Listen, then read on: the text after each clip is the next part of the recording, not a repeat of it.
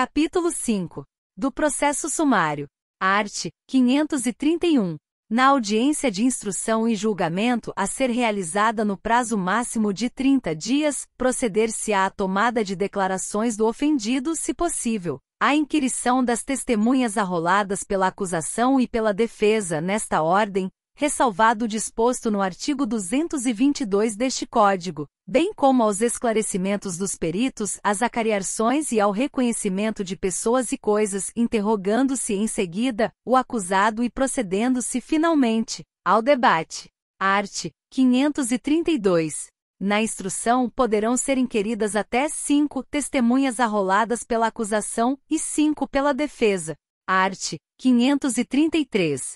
Aplica-se ao procedimento sumário o disposto nos parágrafos do artigo 400 deste Código, 1º a 4º, revogados pela Lei nº 11.719, de 2008.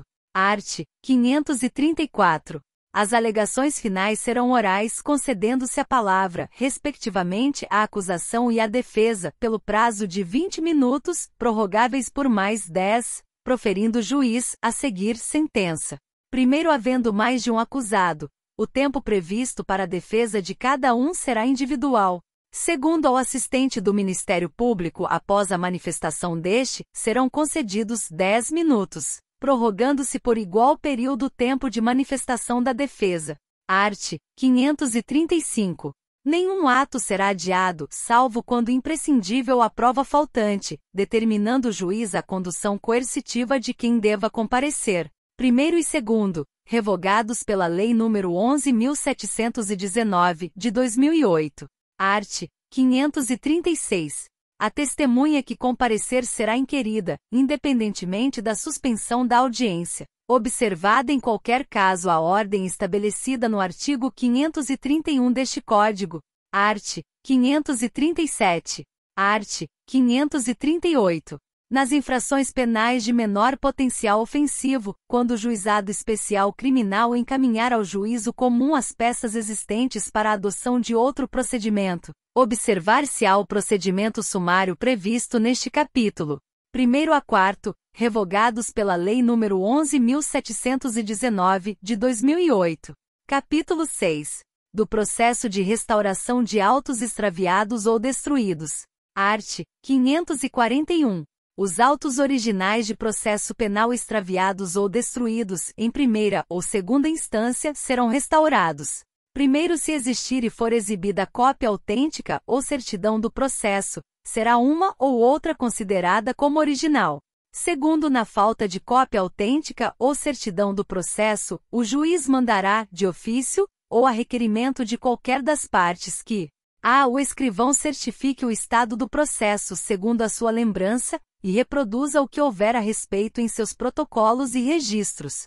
B. Sejam requisitadas cópias do que constar a respeito no Instituto Médico Legal, no Instituto de Identificação e Estatística ou em estabelecimentos congêneres, repartições públicas, penitenciárias ou cadeias. C. As partes sejam citadas pessoalmente, ou, se não forem encontradas por edital, com o prazo de 10 dias, para o processo de restauração dos autos. Terceiro, proceder-se à restauração na primeira instância, ainda que os autos se tenham extraviado na segunda. Art. 542.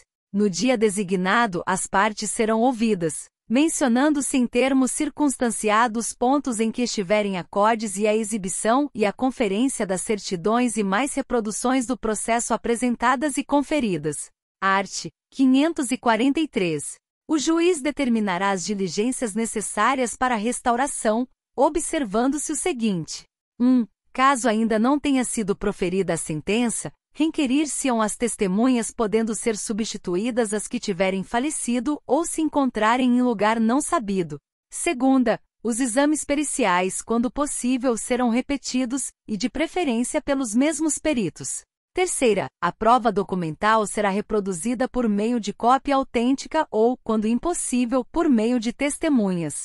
Quarta, poderão também ser inquiridas sobre os atos do processo, que deverá ser restaurado, as autoridades, os serventuários, os peritos e mais pessoas que tenham nele funcionado. 5. O Ministério Público e as partes poderão oferecer testemunhas e produzir documentos, para provar o teor do processo extraviado ou destruído. Art. 544. Realizadas as diligências que, salvo motivo de força maior, deverão concluir-se dentro de 20 dias, serão os autos conclusos para julgamento. Parágrafo único. No curso do processo, e depois de subirem os autos conclusos para a sentença, o juiz poderá, dentro em 5 dias, requisitar de autoridades ou de repartições todos os esclarecimentos para a restauração. Art. 545. Os selos e as taxas judiciárias, já pagos nos autos originais, não serão novamente cobrados. Art. 546. Os causadores de extravio de autos responderão pelas custas em dobro, sem prejuízo da responsabilidade criminal. Art. 547. Julgada a restauração, os autos respectivos valerão pelos originais. Parágrafo único. Se no curso da restauração aparecerem os autos originais, nestes continuará o processo, apensos a eles os autos da restauração. Art. 548. Até a decisão que julgue restaurados os autos, a sentença condenatória em execução continuará a produzir efeito, desde que conste da respectiva guia arquivada na cadeia ou na penitenciária, onde o réu estiver cumprindo a pena, ou de registro que torne a sua existência inequívoca. Título 2. Dos recursos em geral. Capítulo 1. Disposições gerais. Art. 574. Os recursos serão voluntários, excetuando-se os seguintes casos em que deverão ser interpostos de ofício pelo juiz. 1. Da sentença que conceder habeas corpus. 2. Da que absolver desde logo o réu com fundamento na existência de circunstância que exclua o crime ou isente o réu de pena, nos termos do artigo 411, art. 575. Não serão prejudicados os recursos que por erro, falta ou omissão dos funcionários, não tiverem seguimento ou não forem apresentados dentro do prazo. Art. 576. O Ministério Público não poderá desistir de recurso que haja interposto. Art. 577. O recurso poderá ser interposto pelo Ministério Público, ou pelo querelante, ou pelo réu, seu procurador ou seu defensor. Parágrafo único.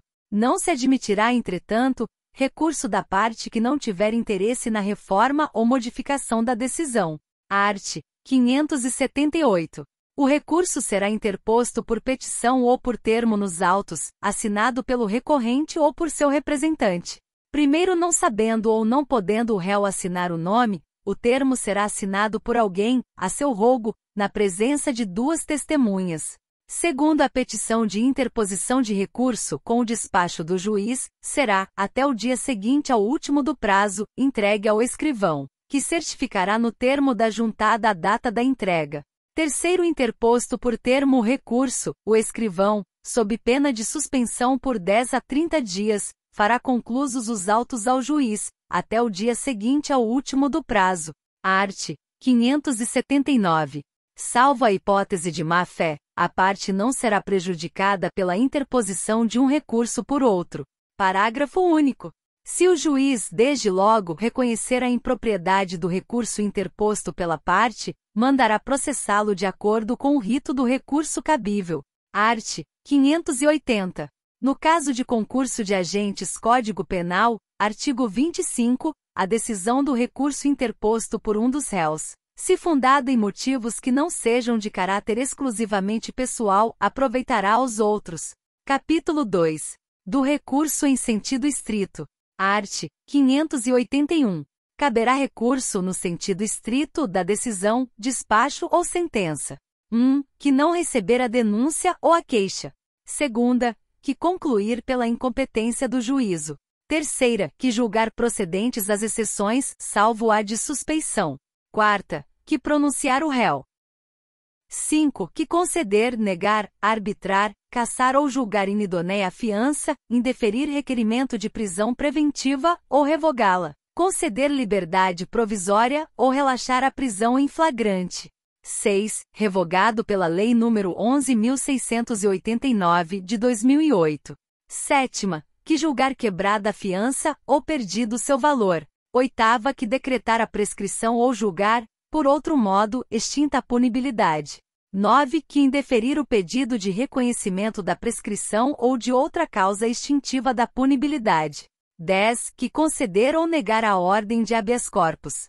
11. Que conceder, negar ou revogar a suspensão condicional da pena. 12. Que conceder, negar ou revogar livramento condicional. 13. Que anular o processo da instrução criminal no todo ou em parte. 14. Que incluir jurado na lista geral ou desta o excluir. 15. Que denegar a apelação ou a julgar deserta. 16. Que ordenar a suspensão do processo em virtude de questão prejudicial. 17. Que decidir sobre a unificação de penas. 18. Que decidir o incidente de falsidade. 19. Que decretar medida de segurança, depois de transitar a sentença em julgado. 20. Que impuser medida de segurança por transgressão de outra. 21. Que mantiver ou substituir a medida de segurança, nos casos do artigo 774. 22. Que revogar a medida de segurança. 23. Que deixar de revogar a medida de segurança, nos casos em que a lei admita a revogação. 24. Que converter a multa em detenção ou em prisão simples. 25. Que recusar homologação à proposta de acordo de não persecução penal, previsto no artigo 28-A desta lei, incluído pela Lei nº 13.964, de 2019. Art. 582. Os recursos serão sempre para o Tribunal de Apelação, salvo nos casos dos NS 5, 10 e 14. Parágrafo único. O recurso, no caso do NU 14, será para o presidente do Tribunal de Apelação. Art. 583. Subirão nos próprios autos os recursos. 1. Quando interpostos de ofício. Segunda, nos casos do artigo 581, 1, terceira, quarta, 6, 8 e 10. Terceira, quando o recurso não prejudicar o andamento do processo. Parágrafo único. O recurso da pronúncia subirá em traslado quando, havendo 2 ou mais réus, qualquer deles se conformar com a decisão ou todos não tiverem sido ainda intimados da pronúncia. Art. 584. Os recursos terão efeito suspensivo nos casos de perda da fiança, de concessão de livramento condicional e dos NS 15, 17 e 24 do artigo 581. Primeiro ao recurso interposto de sentença de impronúncia ou no caso do no 8º do artigo 581, aplicar-se-á o disposto nos arts. 596 e 598. Segundo o recurso da pronúncia suspenderá tão somente o julgamento. Terceiro, o recurso do despacho que julgar quebrada a fiança suspenderá unicamente o efeito de perda da metade do seu valor. Art. 585. O réu não poderá recorrer da pronúncia senão depois de preso, salvo se prestar fiança, nos casos em que a lei admitir. Art. 586. O recurso voluntário poderá ser interposto no prazo de 5 dias. Parágrafo único. No caso do artigo 581-14, o prazo será de 20 dias, contado da data da publicação definitiva da lista de jurados. Art. 587. Quando o recurso houver de subir por instrumento, a parte indicará no respectivo termo, ou em requerimento avulso, as peças dos autos de que pretenda traslado. Parágrafo único. O traslado será extraído, conferido e consertado no prazo de 5 dias, e dele constarão sempre a decisão recorrida, a certidão de sua intimação. Se por outra forma não for possível verificar-se a oportunidade do recurso, e o termo de interposição. Art. 588. Dentro de 2 dias contados da interposição do recurso, ou do dia em que o escrivão, extraído o traslado, o fizer com vista ao recorrente, este oferecerá as razões e, em seguida, será aberta a vista ao recorrido por igual prazo. Parágrafo único. Se o recorrido for o réu, será intimado do prazo na pessoa do defensor. Art. 589. Com a resposta do recorrido ou sem ela, será o recurso concluso ao juiz, que dentro de 2 dias, reformará ou sustentará o seu despacho, mandando instruir o recurso com os traslados que lhe parecerem necessários. Parágrafo único. Se o juiz reformar o despacho recorrido à parte contrária por simples petição, poderá recorrer da nova decisão, se couber recurso, não sendo mais lícito ao juiz. modificá-la. Neste caso, independentemente de novos arrazoados, subirá o recurso nos próprios autos ou em traslado. Art. 590. Quando for impossível ao escrivão extrair o traslado no prazo da lei, poderá o juiz prorrogá-lo até o dobro. Art. 591. Os recursos serão apresentados ao juiz ou tribunal AD quem, dentro de 5 dias da publicação da resposta do juiz a quo, ou entregues ao correio dentro do mesmo prazo. Art. 592. Publicada a decisão do juiz ou do tribunal AD quem, deverão os autos ser devolvidos, dentro de 5 dias, ao juiz a quo. Capítulo 3. Da apelação. Art. 593.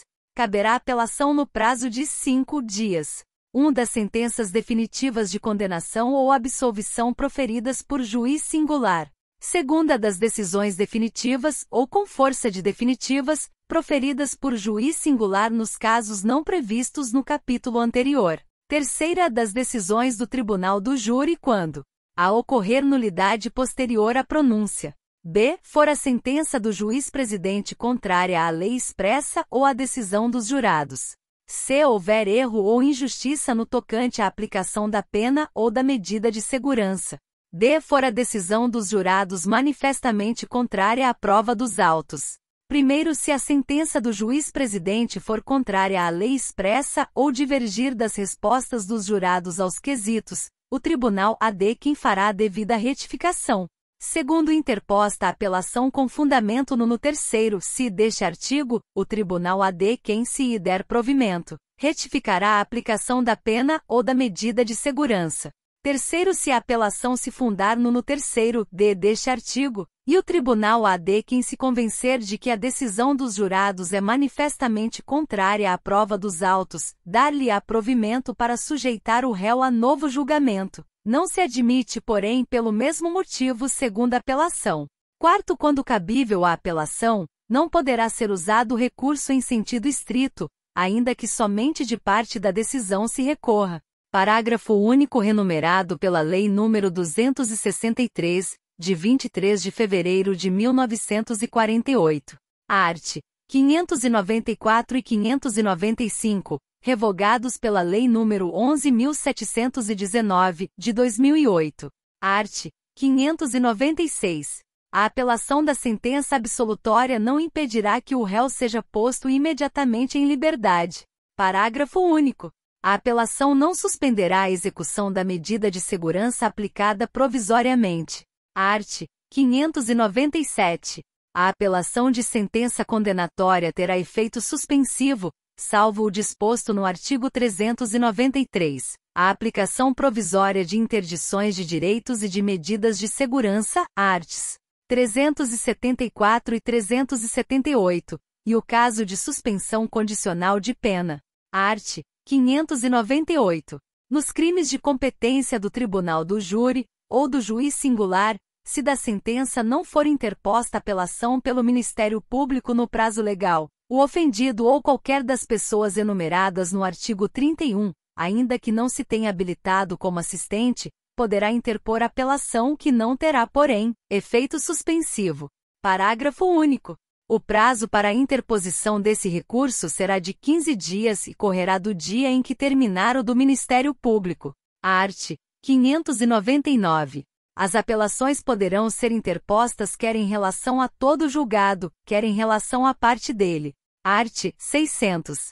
Assinado o termo de apelação, o apelante e depois dele, o apelado terão o prazo de 8 dias cada um para oferecer razões, salvo nos processos de contravenção, em que o prazo será de 3 dias. Primeiro, se houver assistente, este arrazoará, no prazo de 3 dias, após o Ministério Público. Segundo, se a ação penal for movida pela parte ofendida, o Ministério Público terá vista dos autos, no prazo do parágrafo anterior. Terceiro, quando forem 2 ou mais os apelantes ou apelados, os prazos serão comuns. Quarto, se o apelante declarar na petição ou no termo, ao interpor a apelação, que deseja arrazoar na superior instância, serão os autos remetidos ao tribunal AD, que onde será aberta vista às partes, observados os prazos legais, notificadas as partes pela publicação oficial.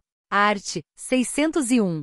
Findos os prazos para razões, os autos serão remetidos à instância superior, com as razões ou sem elas, no prazo de 5 dias, salvo no caso do artigo 603, segunda parte em que o prazo será de 30 dias.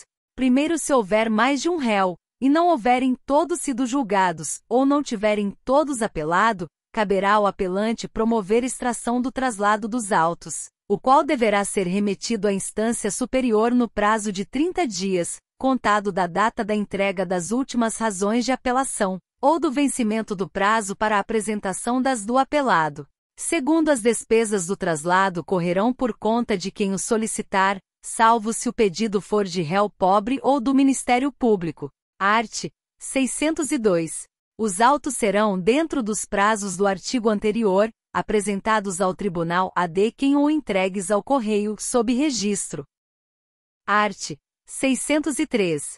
A apelação subirá nos autos originais, e a não ser no Distrito Federal e nas comarcas que forem sede de Tribunal de Apelação, ficará em cartório traslado dos termos essenciais do processo referidos no artigo 564, n. terceira. Art. 604 a 606, revogados pela Lei nº 263, de 23 de fevereiro de 1948. Capítulo 4. Do protesto por novo júri. Arts. 607 e 608 revogados pela Lei nº 11.689, de 2008. Capítulo 5. Do processo e do julgamento dos recursos em sentido estrito, e das apelações nos tribunais de apelação. Art. 609. Os recursos, apelações e embargos serão julgados pelos tribunais de justiça, câmaras ou turmas criminais, de acordo com a competência estabelecida nas leis de organização judiciária. Parágrafo único. Quando não for unânime a decisão de segunda instância, desfavorável ao réu, admitem-se embargos infringentes e de nulidade, que poderão ser opostos dentro de 10 dias, a contar da publicação de acórdão na forma do artigo 613.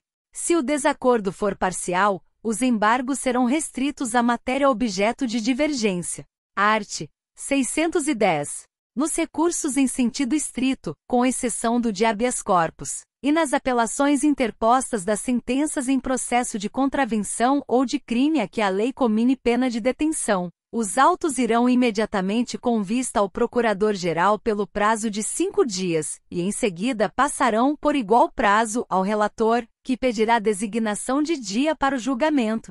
Parágrafo único.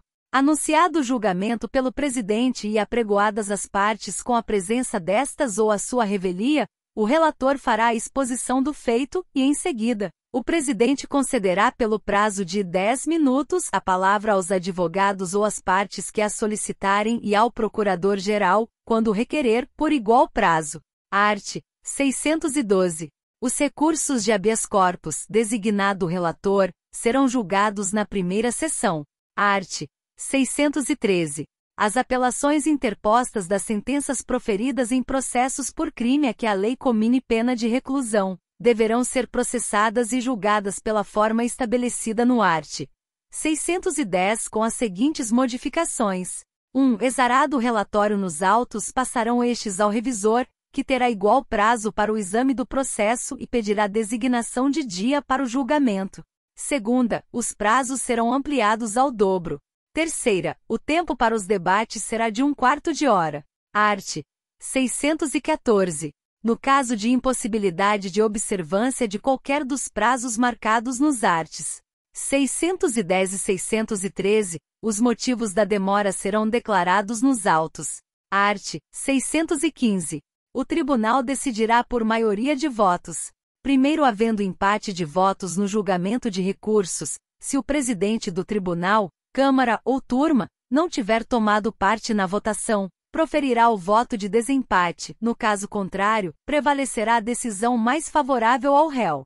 Segundo o acórdão será apresentado à conferência na primeira sessão seguinte à do julgamento, ou no prazo de 2 sessões, pelo juiz incumbido de lavrá-lo. Art. 616. No julgamento das apelações poderá o tribunal, Câmara ou turma proceder a novo interrogatório do acusado, requerir testemunhas ou determinar outras diligências. Art. 617. O tribunal, câmara ou turma atenderá nas suas decisões ao disposto nos arts. 383, 386 e 387, no que for aplicável, não podendo, porém, ser agravada a pena, quando somente o réu houver apelado da sentença. Art. 618. Os regimentos dos tribunais de apelação estabelecerão as normas complementares para o processo e julgamento dos recursos e apelações. Capítulo 6. Dos embargos. Art. 619. Aos acórdãos proferidos pelos tribunais de apelação, câmaras ou turmas, poderão ser opostos embargos de declaração, no prazo de 2 dias contados da sua publicação, quando houver na sentença ambiguidade, obscuridade, contradição ou omissão. Art.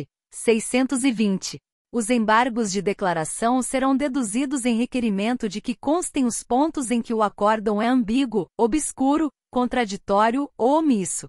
Primeiro, o requerimento será apresentado pelo relator e julgado, independentemente de revisão, na primeira sessão.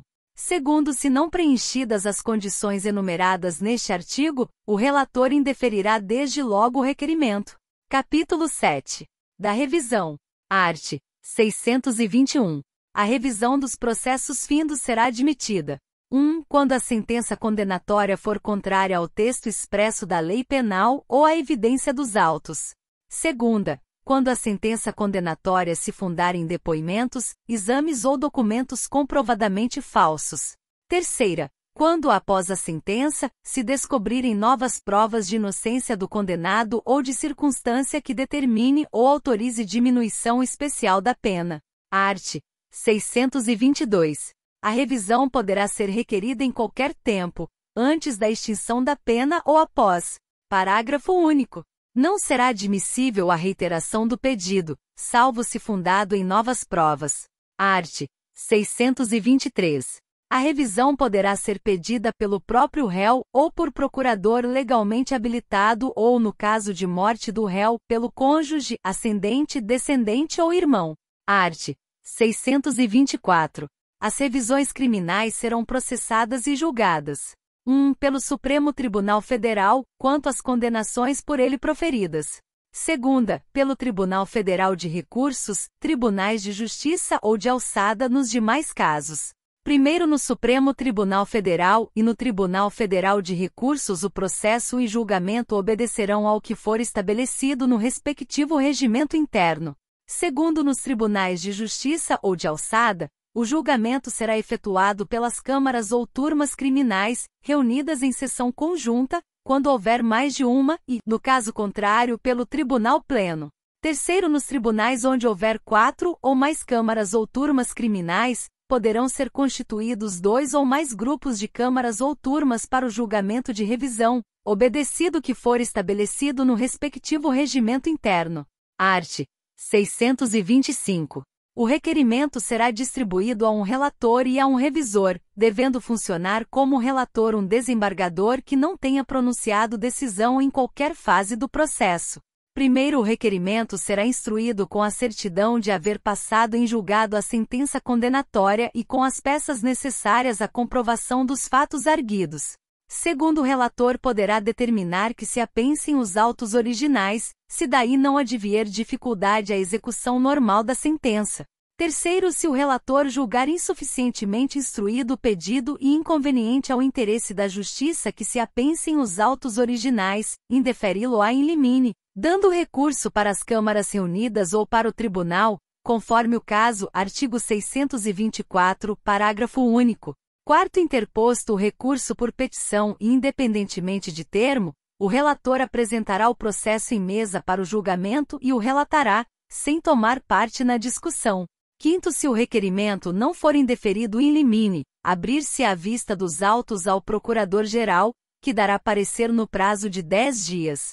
Em seguida, examinados os autos sucessivamente em igual prazo pelo relator e revisor, julgar-se-á o pedido na sessão que o presidente designar. Art. 626.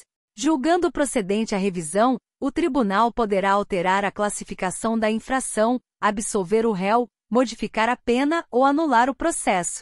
Parágrafo único. De qualquer maneira, não poderá ser agravada a pena imposta pela decisão revista. Art. 627. A absolvição implicará o restabelecimento de todos os direitos perdidos em virtude da condenação, devendo o tribunal, se for caso, impor a medida de segurança cabível. Art. 628. Os regimentos internos dos tribunais de apelação estabelecerão as normas complementares para o processo e julgamento das revisões criminais. Art. 629. À vista da certidão do acórdão que cassar a sentença condenatória, o juiz mandará juntá-la imediatamente aos autos, para inteiro cumprimento da decisão. Art. 630. O tribunal, se o interessado requerer, poderá reconhecer o direito a uma justa indenização pelos prejuízos sofridos. Primeiro por essa indenização, que será liquidada no juízo cível, responderá a União. Se a condenação tiver sido proferida pela Justiça do Distrito Federal, ou de território, ou Estado, se o tiver sido pela respectiva Justiça. Segundo, a indenização não será devida. Se o erro ou a injustiça da condenação proceder de ato ou falta imputável ao próprio impetrante, como a confissão ou a ocultação de prova em seu poder. B. Se a acusação houver sido meramente privada. Art. 631. Quando no curso da revisão falecer a pessoa, cuja condenação tiver de ser revista, o presidente do tribunal nomeará curador para a defesa. Capítulo 8. Do recurso extraordinário. Art. 632 a 636, revogados pela Lei nº 3.396, de 2 de junho de 1958. Art. 637. O recurso extraordinário não tem efeito suspensivo, e uma vez arrazoados pelo recorrido os autos do traslado, os originais baixarão à primeira instância, para a execução da sentença. Art. 638. O recurso extraordinário e o recurso especial serão processados e julgados no Supremo Tribunal Federal e no Superior Tribunal de Justiça na forma estabelecida por leis especiais, pela Lei Processual Civil e pelos respectivos regimentos internos. Capítulo 9. Da Carta Testemunhável. Art. 639. Dar-se a carta testemunhável. 1. Da decisão que denegar o recurso. Segunda, da que admitindo embora o recurso obstar a sua expedição e seguimento para o juízo a de quem. Art. 640. A carta testemunhável será requerida ao escrivão, ou ao secretário do tribunal, conforme o caso, nas 48 horas seguintes ao despacho que denegar o recurso, indicando o requerente as peças do processo que deverão ser trasladadas. Art. 641. O escrivão, ou o secretário do tribunal, dará recibo da petição à parte e no prazo máximo de 5 dias, no caso de recurso no sentido estrito, ou de 60 dias. No caso de recurso extraordinário, fará entrega da carta, devidamente conferida e concertada. Art. 642. O escrivão, ou o secretário do tribunal, que se negar a dar o recibo, ou deixar de entregar, sob qualquer pretexto, o instrumento, será suspenso por 30 dias. O juiz ou presidente do Tribunal de Apelação, em face de representação do testemunhante, imporá pena e mandará que seja extraído o instrumento, sob a mesma sanção, pelo substituto do escrivão ou do secretário do tribunal. Se o testemunhante não for atendido, poderá reclamar ao presidente do tribunal a de quem, que avocará os autos, para o efeito do julgamento do recurso e imposição da pena. Art. 643. Extraído e autuado o instrumento, observar-se-á o disposto nos arts. 588 a 592, no caso de recurso em sentido estrito, ou processo estabelecido para o recurso extraordinário, se deste se tratar. Art. 644. O tribunal, câmara ou turma a que competir o julgamento da carta, se desta tomar conhecimento, mandará processar o recurso, ou, se estiver suficientemente instruída, decidirá logo de méritos. Art. 645. O processo da carta testemunhável na instância superior seguirá o processo do recurso denegado. Art. 646. A carta testemunhável não terá efeito suspensivo. Capítulo 10. do habeas corpus e seu processo. Art. 647.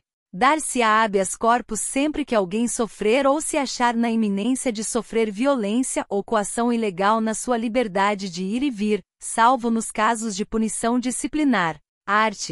648. A coação considerar-se-á ilegal.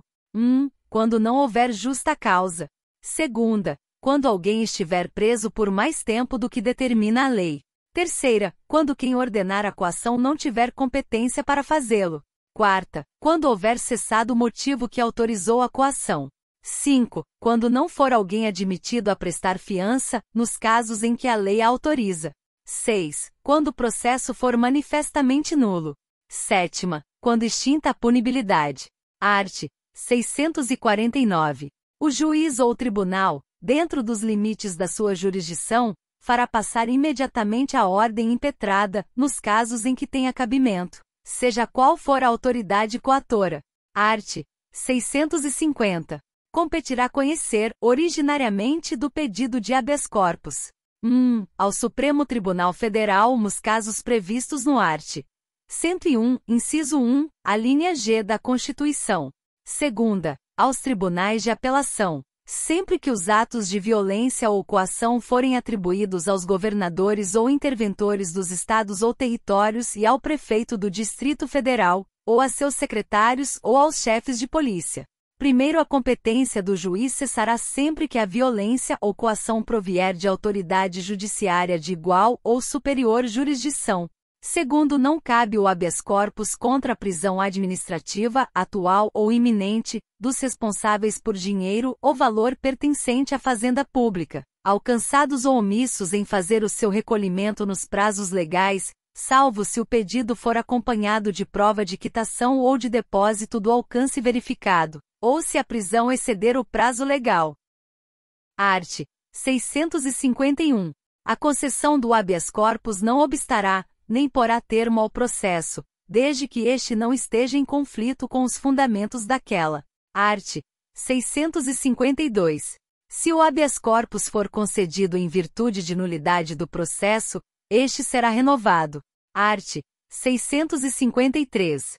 Ordenada a soltura do paciente em virtude de habeas corpus, será condenada nas custas a autoridade que por má-fé ou evidente abuso de poder, tiver determinado a coação. Parágrafo único. Neste caso, será remetida ao Ministério Público cópia das peças necessárias para ser promovida a responsabilidade da autoridade. Art. 654. O habeas corpus poderá ser impetrado por qualquer pessoa, em seu favor ou de outrem, bem como pelo Ministério Público. Primeiro, a petição de habeas corpus conterá a. O nome da pessoa que sofre ou está ameaçada de sofrer violência ou coação, e o de quem exercer a violência, coação ou ameaça. B. A declaração da espécie de constrangimento ou, em caso de simples ameaça de coação, as razões em que funda o seu temor.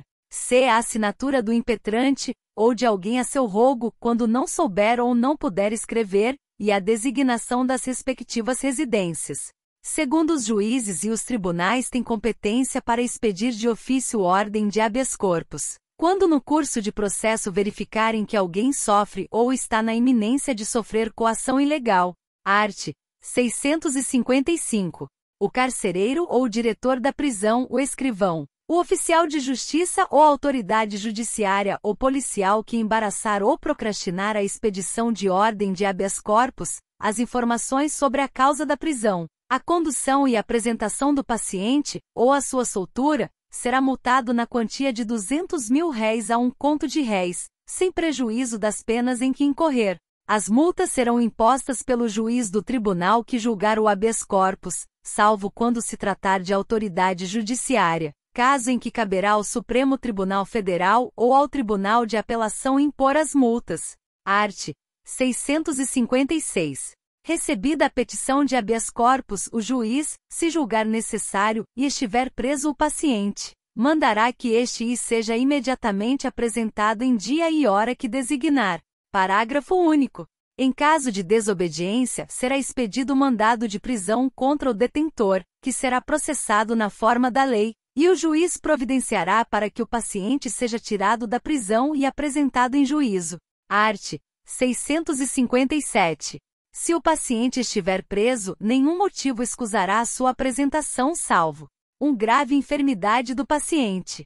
E o não estar ele sob a guarda da pessoa a quem se atribui a detenção. Terceira, se o comparecimento não tiver sido determinado pelo juiz ou pelo tribunal. Parágrafo único.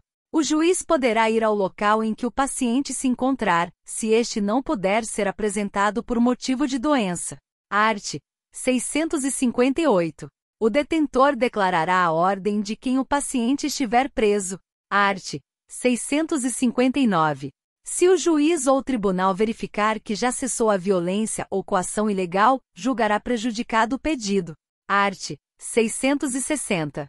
Efetuadas as diligências e interrogado o paciente, o juiz decidirá fundamentadamente dentro de 24 horas. Primeiro, se a decisão for favorável ao paciente, será logo posto em liberdade, salvo se por outro motivo dever ser mantido na prisão. Segundo, se os documentos que instruírem a petição evidenciarem a ilegalidade da coação, o juiz ou o tribunal ordenará que cesse imediatamente o constrangimento. Terceiro, se a ilegalidade decorrer do fato de não ter sido o paciente admitido a prestar fiança, o juiz arbitrará o valor desta, que poderá ser prestada perante ele, remetendo neste caso à autoridade os respectivos autos, para serem anexados aos do inquérito policial ou aos do processo judicial. Quarto, se a ordem de habeas corpus for concedida para evitar ameaça de violência ou coação ilegal, dar-se-á ao paciente salvo-conduto assinado pelo juiz. Quinto, será incontinenti enviada cópia da decisão à autoridade que tiver ordenado a prisão ou tiver o paciente à sua disposição, a fim de juntar-se aos autos do processo. Sexto, quando o paciente estiver preso em lugar que não seja o da sede do juízo ou do tribunal que concederá a ordem, o alvará de soltura será expedido pelo telégrafo, se houver, observadas as formalidades estabelecidas no artigo 289, parágrafo único, in fine, ou por via postal. Art. 661. Em caso de competência originária do Tribunal de Apelação, a petição de habeas corpus será apresentada ao secretário, que a enviará imediatamente ao presidente do tribunal, ou da Câmara Criminal, ou da turma, que estiver reunida, ou primeiro tiver de reunir-se. Art. 662. Se a petição contiver os requisitos do artigo 654, primeiro, o presidente, se necessário, requisitará da autoridade indicada como coator informações por escrito. Faltando, porém, qualquer daqueles requisitos, o presidente mandará preenchê-lo, logo que lhe for apresentada a petição. Art. 663. As diligências do artigo anterior não serão ordenadas, se o presidente entender que o habeas corpus deva ser indeferido in limine. Nesse caso, levará a petição ao tribunal, câmara ou turma para que delibere a respeito. Art. 664. Recebidas as informações ou dispensadas, o habeas corpus será julgado na primeira sessão, podendo, entretanto, adiar-se o julgamento para a sessão seguinte. Parágrafo único. A decisão será tomada por maioria de votos. Havendo empate, se o presidente não tiver tomado parte na votação, proferirá voto de desempate. No caso contrário, prevalecerá a decisão mais favorável ao paciente. Art. 665. O secretário do tribunal lavrará a ordem que, assinada pelo presidente do tribunal, câmara ou turma, será dirigida, por ofício ou telegrama, ao detentor, ao carcereiro ou autoridade que exercer ou ameaçar exercer o constrangimento. Parágrafo único. A ordem transmitida por telegrama obedecerá ao disposto no artigo 289, parágrafo único in fine. Art. 666.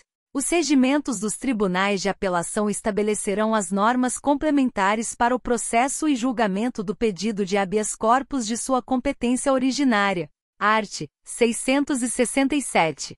No processo e julgamento do habeas corpus de competência originária do Supremo Tribunal Federal, bem como nos de recurso das decisões de última ou única instância, denegatórias de habeas corpus, observar-se-á, no que isso for aplicável, o disposto nos artigos anteriores, devendo o regimento interno do tribunal estabelecer as regras complementares.